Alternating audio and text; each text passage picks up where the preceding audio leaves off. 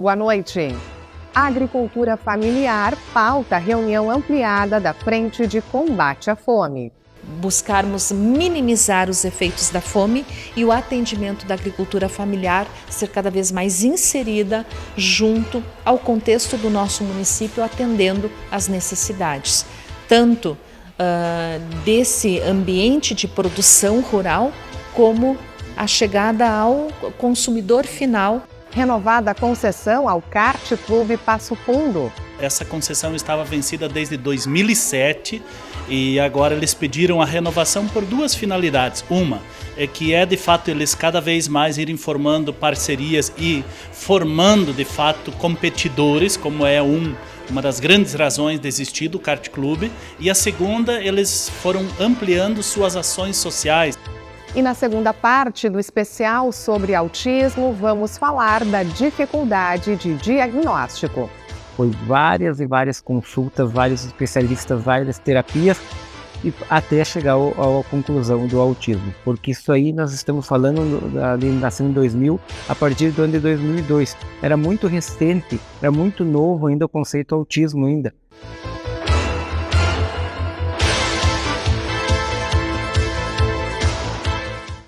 A Frente Parlamentar de Combate à Fome foi instalada no ano passado e, desde então, reuniu seus integrantes quinzenalmente e também fez visitas técnicas.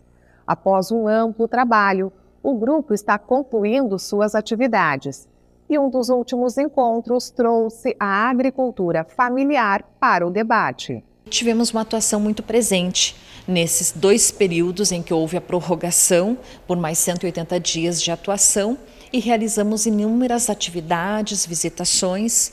Eu, como presidente da Frente Parlamentar de Combate à Fome, a vereadora Eva Valéria Lorenzato, vice-presidente, a vereadora Regina é a nossa vereadora relatora da Frente Parlamentar e os vereadores ainda titulares, vereador Edson Nascimento e vereador Michel de Oliveira. Fizemos inúmeras ações, diligências junto ao município, à Secretaria de Educação, ao setor de alimentação e nutrição escolar, visitação in loco às escolas de educação infantil e de ensino fundamental, de como funciona a preparação dos alimentos e o cardápio e a gestão de toda essa rede de comprometimento com a qualidade nutricional das nossas crianças.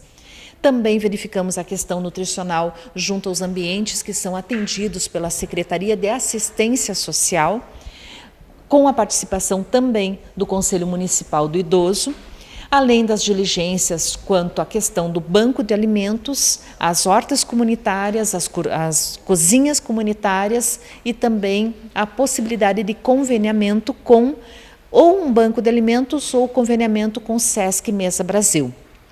No dia de hoje realizamos uma das últimas reuniões com convidados, em que o nosso foco hoje de pauta foi a agricultura familiar, em que estiveram presentes muitas entidades, representantes de cooperativas de crédito, cooperativas de recicladores, cooperativas de agricultores da iniciativa familiar, e estamos muito otimistas de que iremos conseguir, junto ao nosso executivo, a implementação de melhores políticas públicas para atender toda a questão do atendimento, ou melhor, de buscarmos minimizar os efeitos da fome e o atendimento da agricultura familiar ser cada vez mais inserida junto ao contexto do nosso município, atendendo às necessidades, tanto desse ambiente de produção rural,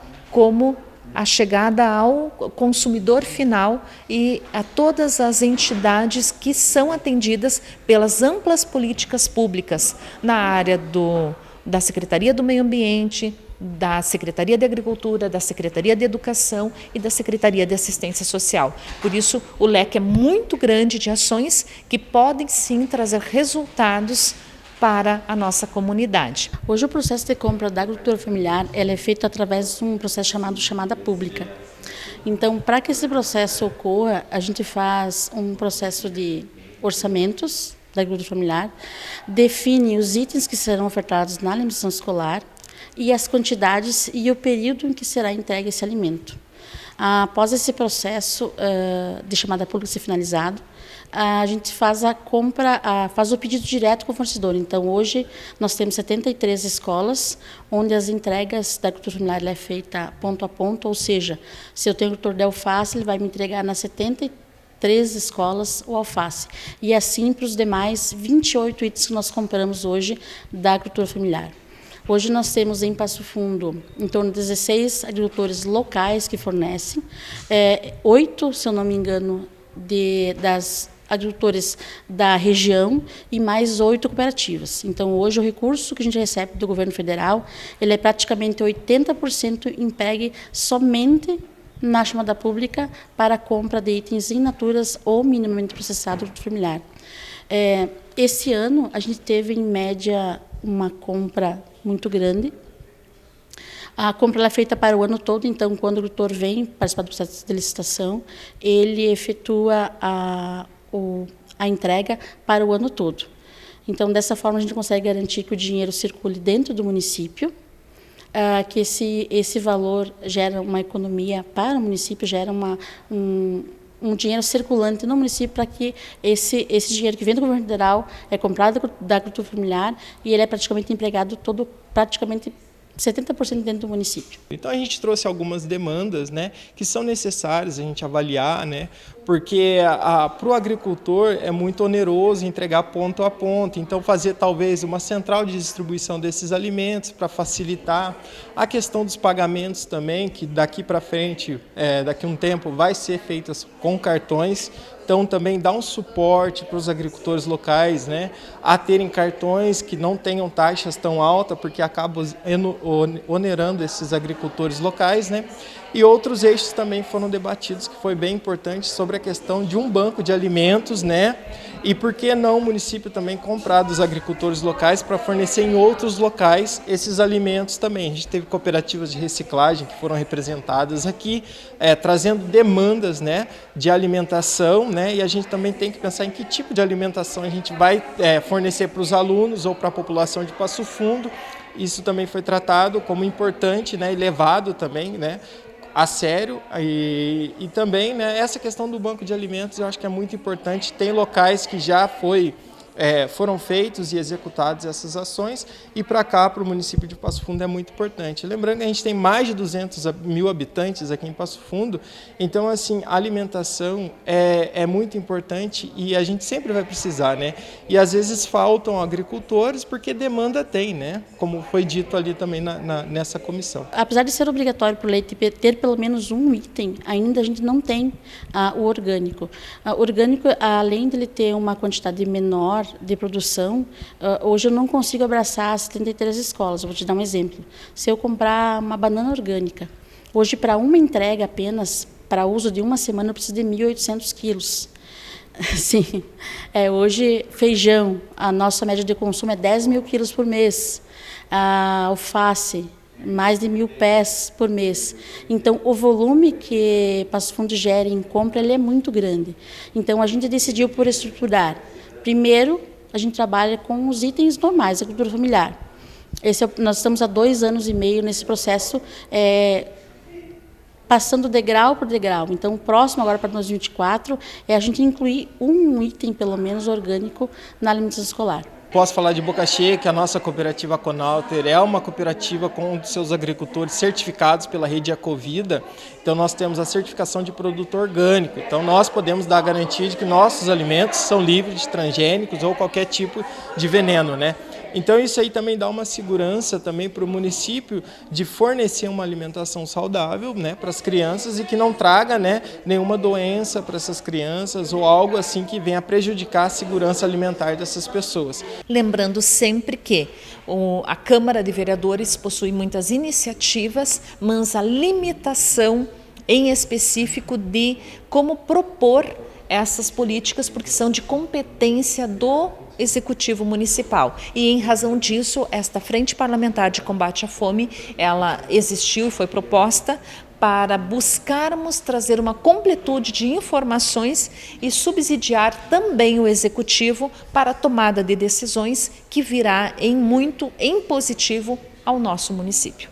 E agora vamos conferir duas proposições que foram aprovadas em sessão plenária. Mas antes de irem à votação, já tinham recebido o parecer favorável do relator Wilson Liu na Comissão de Constituição e Justiça. O Kart Club ele é uma realidade já dentro do grande complexo turístico da Roselândia, e ele tem o Thiago hoje, que é o presidente do clube.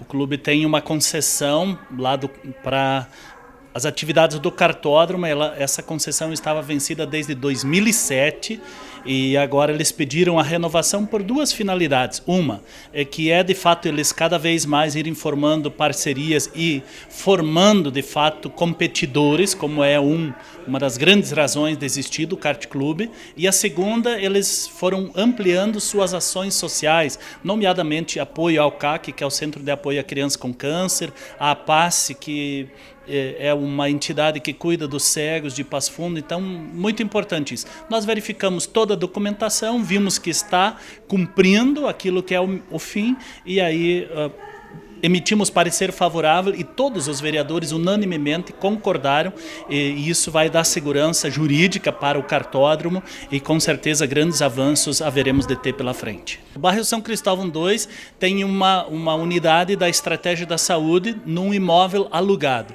e o poder público tem que devolver, e aí ele foi buscar espaço para construir uma unidade. Vai ser uma unidade muito moderna, que aliás já começou a construir. Então é uma área ali que está hoje concedida para a Associação de Moradores, então uma parte dela foi desafetada para que ela possa ser utilizada para a construção dessa unidade, que vai ser uma das mais modernas da região, que ela já está em construção. Então foi uma decisão inteligente do poder público enviar isso para a Câmara, e mais inteligente ainda os vereadores que entenderam, compreenderam e vão estar dando esse apoio, e quem ganha é a comunidade de São Cristóvão 2, com uma unidade moderníssima de saúde naquele local. E depois do intervalo, nós vamos apresentar a segunda parte do nosso especial sobre o autismo. Nós voltamos em 1 minuto.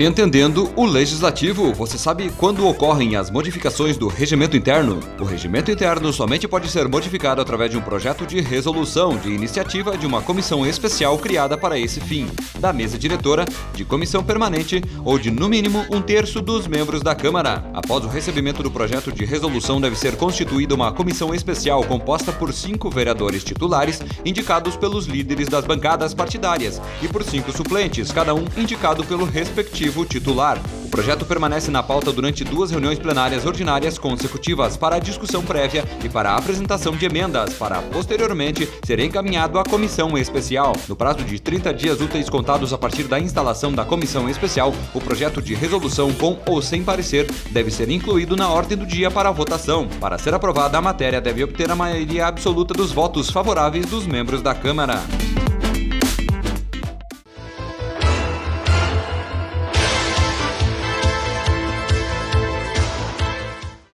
O Jornal da Câmara está de volta para apresentar a segunda parte do especial sobre o autismo. Hoje iremos destacar outros sintomas típicos, a dificuldade de diagnóstico e o desenvolvimento da pessoa com o transtorno do espectro autista. Nós tivemos várias fases. No início, ele quase não dormia, ele passava as noites acordado, e não que dormisse de dia, né? Ele dormia muito pouco. Ele tinha acessos de riso, né? Foi uma das coisas lá atrás, antes do diagnóstico, né? Que ele era um bebê que começou a mostrar os sinais, né? E ele ficava assim 1 hora rindo, gargalhando. Outro sintoma que quase todos eles têm, de não gostar de reunião, de um aniversário. Os aniversários lá de casa do Eduardo e da Daniela foram suspensos, que era um horror. Então eu fazia o aniversário deles em casa, ou mandava eles ir numa padaria comer um torta, uma coisa. Eu modifiquei o negócio de aniversário, com parabéns, com isso, porque era um horror. Ele não brincava com as coisas de forma normal, né? Ele girava muitos objetos redondos, né? Ele girava a rodinha, ele girava a tampa, pegava a tampa do que fosse, de pote, de panela, ele gostava de girar, não gostava muito de aconchego, né? Começou a fazer movimentos com as mãos, que eram movimentos que são movimentos chamados de flapping.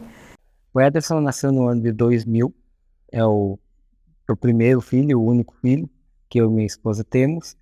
E desde o seu nascimento, né, ele começou a se desenvolver com naturalidade, normal.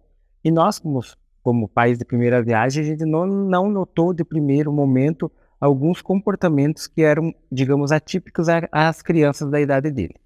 E um dia, num passeio à casa de um parente, estava lá uma pessoa que trabalhava em uma APAE de uma cidade aqui da região. E ela nos chamou a atenção, disse: este menino teu tem alguns traços de criança especial. A partir daquele momento, deu aquele estalo: opa, vamos ver o que é isso, o que ele tem. Eu, por exemplo, no começo, eu achava que era só ele, assim, no mundo. Daí eu fui vendo que veio a Saula, veio o Hermes, foram vindo outras pessoas que estavam com o mesmo problema. Daí a gente começou a se ajudar. Olha, ele riu, eu fiz isso e deu certo, né? Daí uma mãe me dizia, daí outra mãe dizia, para mim não deu certo. Então a gente começou a trocar informação, né, para ver que o autismo é sei lá o que ele é, a gente até hoje em dia a gente não sabe bem o que é, né? Mas a gente foi levando com todo o grupo, parece que deu um alento, que a gente sabia que não estava sozinho nisso. Levamos em diversos especialistas até que foi montada uma triagem na APAE. Passado algum tempo, foi chamado para triagem e lá sim saiu o diagnóstico de autismo. Mas desde aqueles 2 anos e pouco que ele tinha, quando aquela menina que trabalhava na APAE nos falou, até o diagnóstico final escrito, ele estava com 8 anos de idade. Foi várias e várias consultas, vários especialistas, várias terapias, e até chegar à conclusão do autismo. Porque isso aí nós estamos falando, ele nasceu em 2000, a partir do ano de 2002. Era muito recente, era muito novo ainda o conceito autismo ainda. Muitas dúvidas, então por isso também a grande dificuldade até de se dar o diagnóstico. Foi psicólogo, neuropsicólogo, foram médico, outros neurologistas, né? E isso ninguém tinha coragem, vamos dizer assim, de escrever, né? De dar um diagnóstico, dar um laudo, assinar um laudo como autismo, mesmo ele sendo característico, né? O Vinícius, ele era uma criança com características assim que hoje a gente vê, se hoje a gente vê, os médicos veem, eles já dão diagnóstico nessa idade mesmo, porque ele era muito característico. Mas na época não era assim tão fácil para se conseguir. Quando ele tinha até os 4 anos, eu não tinha conseguido esse diagnóstico, né? E aí, quando foi para ele entrar na escola, que era já a Escola Olga, né? Na inauguração da Escola Olga, ele estava com 4 anos e pouco. Eu precisava do laudo de autismo por escrito, né? Apesar de falarem para mim, os médicos mesmo, que era autismo, ninguém tinha me dado o laudo por escrito.